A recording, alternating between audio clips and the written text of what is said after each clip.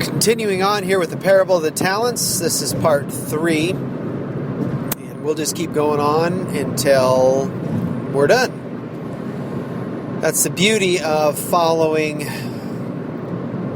your gut, following what you feel the Lord is leading on this subject. And this is, as of late, this has become a very popular thing, not just for popularity's sake, but I really believe it's a God-ordained, God timing of what's happening by way of gifting and going after that which God has shown us. And we can tell that by kind of the movement God has shown us over the last 10, 20 years. And we've gone on these cycles, or this pattern of revelation and insight that God has given us, given the church. And you know, back in the shepherding movement in the 70s, and I've talked about this before, but there was a lot of good that happened with the Jesus movement, and a lot of great works came out of that, and revelation and movement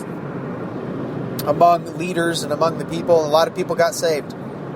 But then there was the flip side, where a lot of domination and control entered in because of the condition of the man's soul and their heart at the time, and they were really operating out of orphanhood rather than a true sonship. And that takes time to develop. But when you get stuck and stagnated to the point where you start controlling and dominating people and crushing their gift and crushing their spirit, then we've got problems. So some of that took place. In fact, a lot of that took place. But then there was a lot of good. So I'm not just harping on the negative. But we need to take a look at this in history to see where we're at now.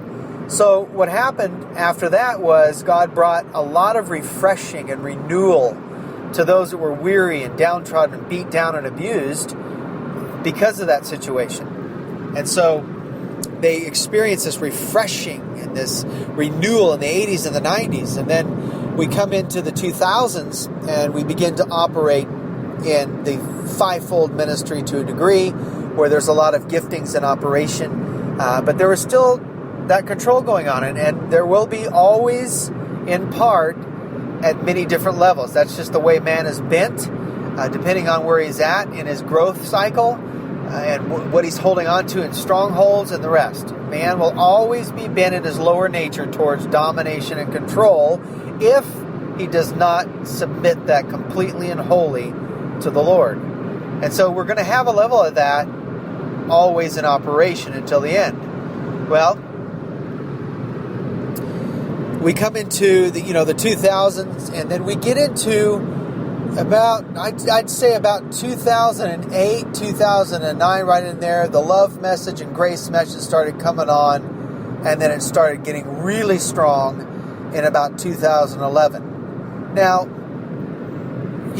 give or take a few months or maybe even a year or two, all right? What I'm doing is just trying to give a season and a time frame of what's taking place. Many of you already know this, but for those of you that don't, there's this cycle that's been going on. And so the love and the grace message came on hot and heavy and is still going on to this day because God wants us to know just how much He loves us and how much He wants to father us. And He's the only real, genuine, true, authentic expression of unconditional love to the nth degree. And so He wants us to know that we know that we know that we're loved.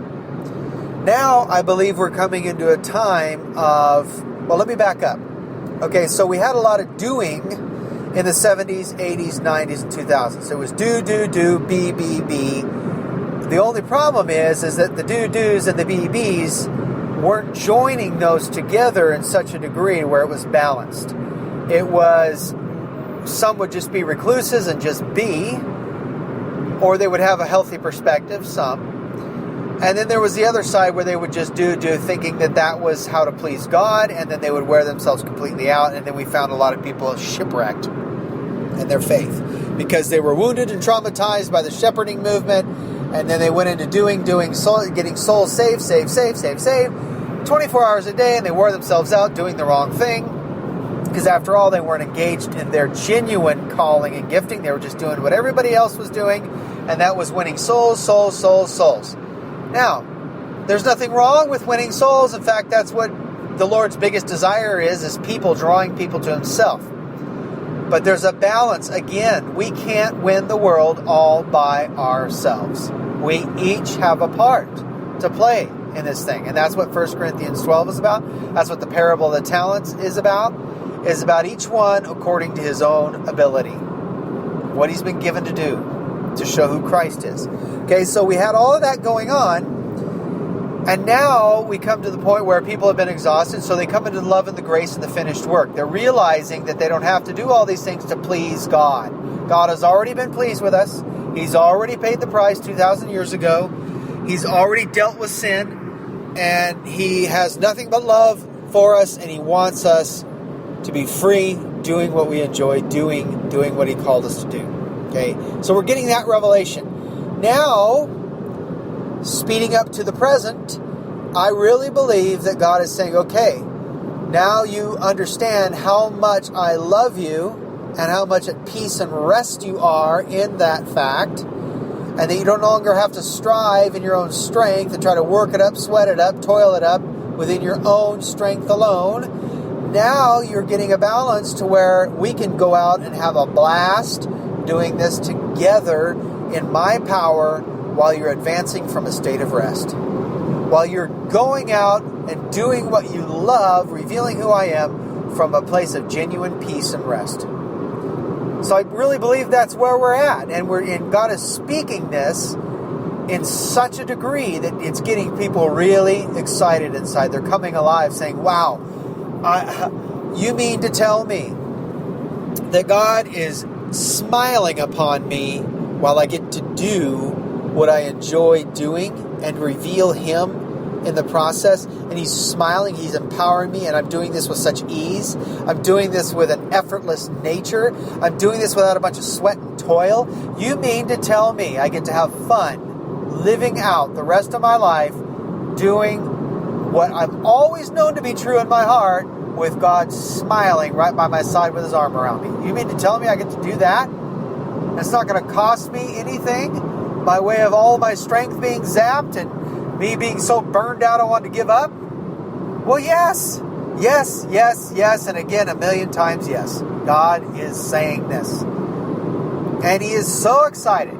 He is so elated. He is so joyful that you are saying yes as well. Something in your spirit is leaping, going, yes, I know that to be true. See, these are the days when the parable of the talents is going to become really real, really tangible, and so is 1 Corinthians 12 and Romans 12. In fact, so real and so tangible, at times you're going to feel like you're in heaven. It's going to be so wonderful. Now, it doesn't mean it's not without its challenges, because we live in a fallen world, but inside, deep within your spirit, my spirit, it's always going to be flying high, like we're flying on cloud 9 inside, because we really get to do the things we've always dreamed of. These are the days, folks. These are the days we get to live it out. And so, the parable of the talents. This is becoming more real to me than it ever has before in my entire life, my entire walk with the Lord. And I know it is for many people listening. It's becoming very real, very alive, very present. And God is smiling, saying, yes, that's right where I'm at. Because now you're getting it. You're understanding my heart. You've gotten a revelation on the sweat and the toil factor, that you don't have to go out and try to please me by burning the midnight oil to where you're ready to just end it all and give up and go live a life of sin and aloneness and hiding in some cave somewhere because you're afraid. No. These are the days of adventure beyond our wildest dreams. And I don't care how old you are. I don't care how young you are. These are the days when we get to put our hand to it and see some amazing things. And so if you've always dreamed of being a doctor, you've always dreamed of starting a business, you've always dreamed of baking pies for a living, you've always dreamed of being in the ministry and going writing for a living, or going around speaking around the world about the gift, with the gift God's given you, then hey, these are the days we're coming into, I'm telling you. So for those of you that are ready and ripe, and you're waiting, and you've been knowing this, sensing this in your heart, get ready. Get ready. Some things are about ready to hit you that you could never imagine, that are wonderful. But for those of you that are like the one guy with the one bag of silver, and you are just bound and determined to bury that sucker and not do anything with the gift, your talents and your abilities bring a return on the investment that the landowner gave you, the owner of the world, the creator of the universe gave you. Boy, I feel sorry, because you're going to have sorrow of soul. Mainly, it's going to be torment for the rest of your days while you're trying to walk out a mere meager existence. And God wants you to have so much more. And so here's how this thing kind of works with those that want to sit on their hands and do nothing because they just can't seem to figure it out. They just don't know what it is, or they're just bombarded with life itself. They're beat down. They're bogged down with all the weights and the pressures of life, their children, their work, their stuff. They just can't see clearly. This is kind of how it looks. So say, for example,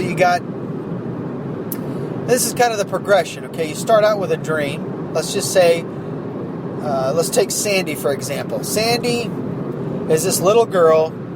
She's, 7, 8 years old, and all she can think about when she grows up is being a nurse. And so little Sandy is playing with the other little girls, and she's having a great time doing her little tea time, and then she plays dress up, and she dresses up like a nurse, and they pretend like they're having tea in the break room at the hospital. And so they're doing all the little fun things, and they've got their little doctor's tools out, and they're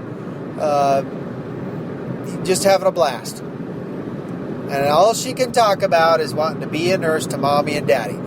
Mommy comes to Sandy and says, little Sandy, are you sure? Yeah, Mommy, I know that I want to be a nurse. And that's all I can think about. That's all I dream about. So time goes on. Little Sandy turns 16. Little Sandy's not so little anymore. She becomes a young adult. So Sandy meets Johnny, his little boyfriend. Little Johnny has nothing but one thing in mind. So Sandy gets derailed. And so little Johnny says, look, I'm going to be, I'm going to be in construction. I know that. I'm already starting it with my dad, and that's going to be my life. And so they, quote, fall in love. They do the deal. She gets pregnant. Little Sandy finds herself in a dilemma.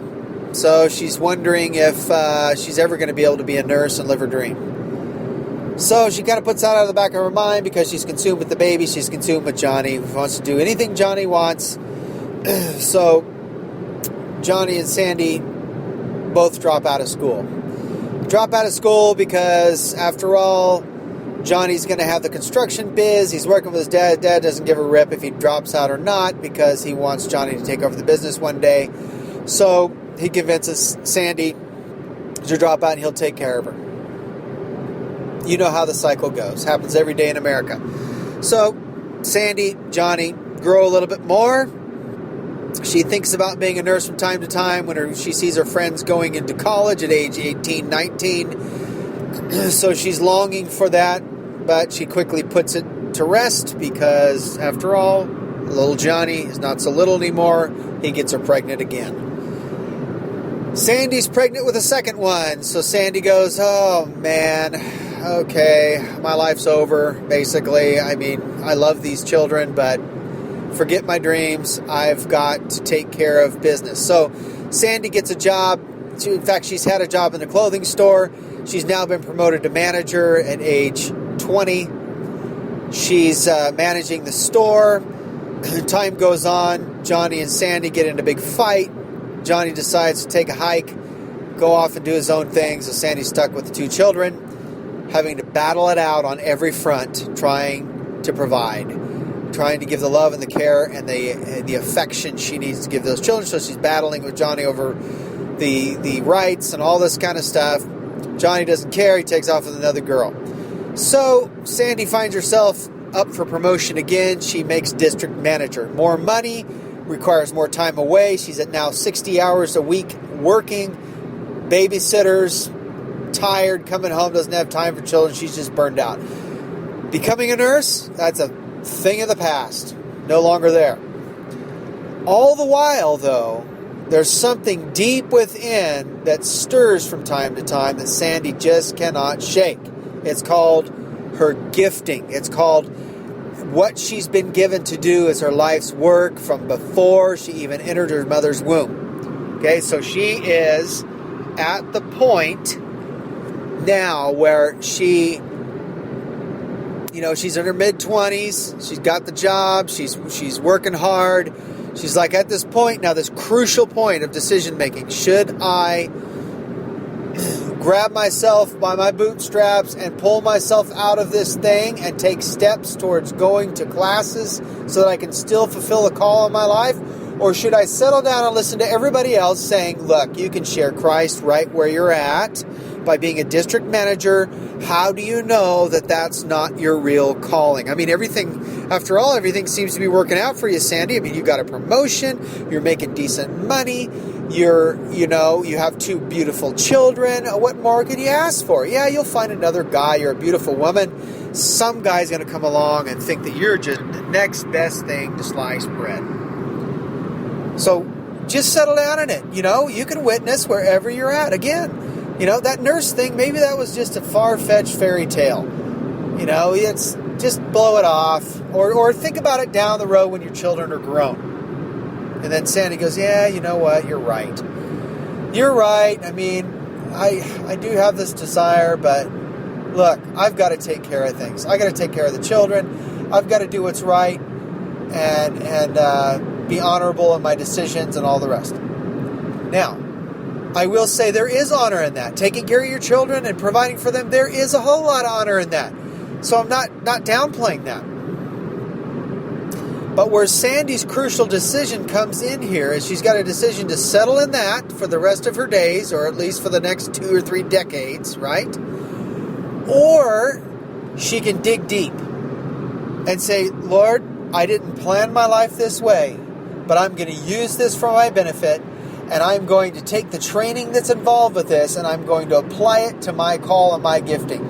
I can learn medicine, learn how to do first aid and all the rest, first of all, applying it to my children when they need it, but to my family, friends, and relatives, and I can study from 10 to 2 in the morning, or 10 to 12 at night, or from 4 to 6 in the morning. I can do something to study towards my degree of being a nurse, my dream of being a nurse, my gift that I know deep inside God's called me to do, because it's all I could think about from the time I was 5 or 6 years old. So, see the big decision? The decision is there. Now, it doesn't mean that she can't make that decision down the road as well. But the whole point to this is that when the landowner goes away, he expects a return on the investment. But he's not doing it in a demanding way, because remember, the nature of God is love, mercy, and grace. That's first and foremost.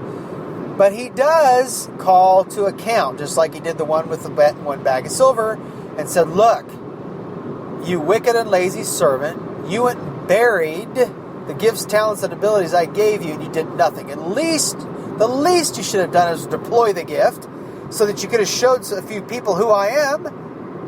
And that's the least you could have done, instead of just sitting down, settling for second best.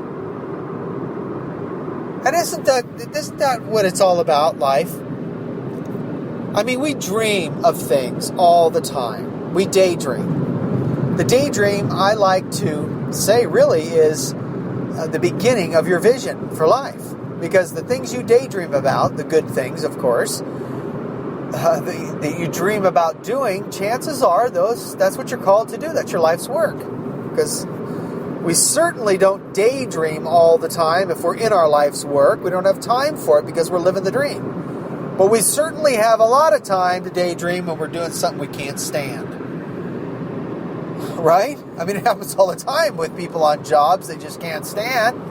That's because that job was never meant to be your life's work. It's a stepping stone into your life's work. There's a difference between your job and the gift you've been given, or your life's work, or your life's assignment to do. Many times a job is just that. Training and development for your life's work. Many times that's what it is. You'll know the difference because your life's work will not seem like work at all. It'll be effortless in nature. You can do it all day long. It's not arduous. It's not hard or difficult. It becomes naturally and easy to you. Doesn't mean you won't have some challenging times, of course, because we live around some pretty heavy things, but it's usually something you enjoy thoroughly at your core level. You may not enjoy some of the people you're around or situations, circumstances you find yourself in, but nevertheless, something that you enjoy. How do I know that? Well, because 1 Corinthians 12 talks about each one has been given their part. God would not make you a toe if he knew that you couldn't stand being a toe. He wouldn't make you an eyeball if he knew that you couldn't stand having eyesight or foresight or insight. He wouldn't make you an ear if you didn't like to sit and listen. I mean, think about it. The things that come naturally to you and I, we can do it for hours. Just like me, I can sit here and talk for hours. And it's a joy to me. It's wonderful. I love it. I thoroughly enjoy it. That's one of my gifts. The other one is writing. When I get into the rhythm of writing, I can do it for 10, 12 hours a day and then go, wow, where did time go? I didn't even eat anything. That's just how it is when you're hitting your stride and living your dream, right? So, Sandy finds herself in a big dilemma and a decision she's got to make. That decision will determine the next course for the rest of her life. Really, it'll determine the course that she's going to be on for decades to come. Because we know how maddening life can be. We know the challenges and the difficulties and the adversity we face. We know the mundaneness, the complacency we can find ourselves in. Just look at your life over the last 20 or 30 years. Look at it. Are you happy? Are you content? Are you fulfilled? Are you completely 100% satisfied and fulfilled with what you've done? Well, if you can say that, then praise God. You've arrived. But if there's something inside that's still stirring deep within when you sit and daydream about it, I don't care if you're 60, 70, 80 years old, if it's still there, there's still more to release, more to do. And you can be a mentor to others in your gift. That's the whole point, is to reproduce what we've been given. So, the parable of the talents is becoming more alive and more real to more people than we can imagine right now. And it will, even more so as time goes on, because God is putting his finger on it right now in this time in history. And he's given a green light to everyone that has been close to him, that has been slugging it out, that has said yes, and he's about ready to unlock some doors and unleash some people in ways that you could have never imagined. And it will not be by your own effort either. Doors will begin to open and come alongside of you that you never even thought of. And you're like, wow, that was God. Unbelievable how that happened. Wow, I didn't even know that person, and they just did that for me. I can't believe that just happened. You know, those kind of things will be said and felt. So just know this, that the parable of the talents and the 1 Corinthians 12 love story, the body part functionality is going to unfold rapidly. And God is going to make up the wasted years, the wasted time. Those things that you thought were impossible are going to be made possible. And we're going to have fun watching people run. We really are. Okay, I'm going to pick this up again on the next session. I want to talk a little bit more about how God deals with us in relation to being and doing. Talk soon.